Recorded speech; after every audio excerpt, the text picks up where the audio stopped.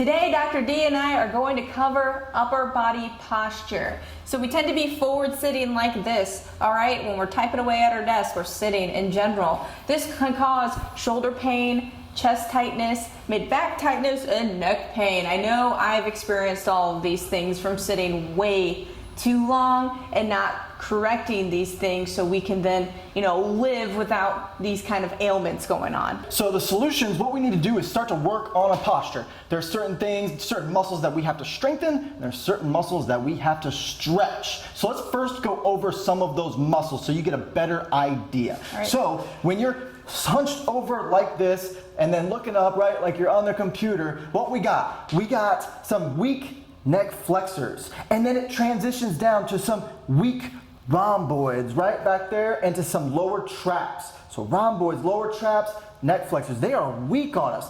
The things that are overactive and tight, it's our chest, right here, our pecs. And then again, it translates up into our SCM, this muscle that runs on your neck.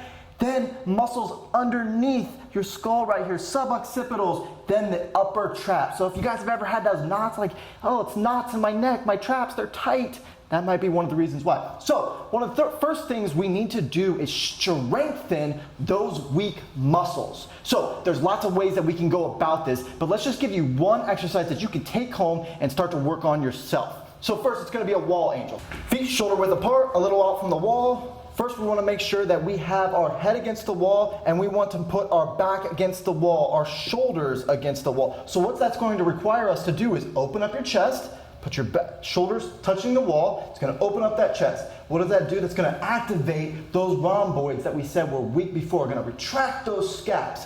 Next, by placing the back of our head against the wall, what's it requiring her to do? It's kind of requiring her to tuck her chin, make a double chin kind of thing, right? But what that's requiring to do is to activate those neck flexors that we said were weak before. So go into that wall position. Now that you're there, you kind of have a better posture. Next, start to put your elbows and hands against the wall, right? So next we got that. We want to maintain that posture though. Now we can escalate that by slowly sliding our hands up against the wall. Now the goal while you're doing that is to keep that posture, keep that head against the wall, keep that mid back against the wall while you're doing the movement. If any point you release, you're strengthening muscles already right then and there. So you got to work on that. Now, this may seem like an exercise that's just like, well, I'm not really feeling it as much, but I assure you, you are working those neck flexors, those rhomboids in that lower trap, whether you realize it or not. So take that home and start to work on that.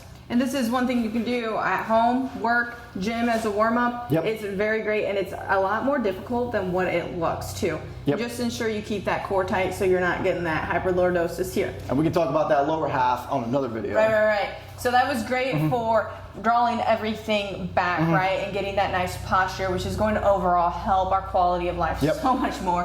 And help diminish, even prevent injury from our workouts, which is huge too.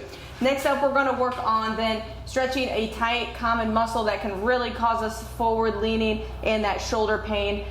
So what we're going to do actually is we're going to stretch the pec major and the pec minor. And if you guys don't know, that does go into the anterior part of that shoulder joint here, the shoulder. So what we're going to do is literally we're lining up our forearm on this rig here, or you can do a doorway, okay? That works perfectly. I am in like a scissor stance towards the side that I am stretching. What I'm going to do is tuck my chin in, so I'm not going to be forward like this, tucking the chin in like Dr. D said over there, and I'm just going to lean forward nicely. I'm not going to torque away like this. I'm going to lean forward real nice, keeping the pressure of my forearm onto the rig, keeping my neck tight, keeping my shoulders back and forward.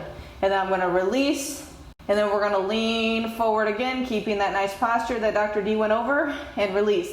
Now what I can do then is slide my arm up the doorway or up the rig and then stretch forward, keeping that posture, everything nice and tight. Hold it and release. So we can hit different angles of that pec in through there and then a little bit of that anterior shoulder to help everything come back and nice like this to help prevent that injury from occurring and those pains from happening over time.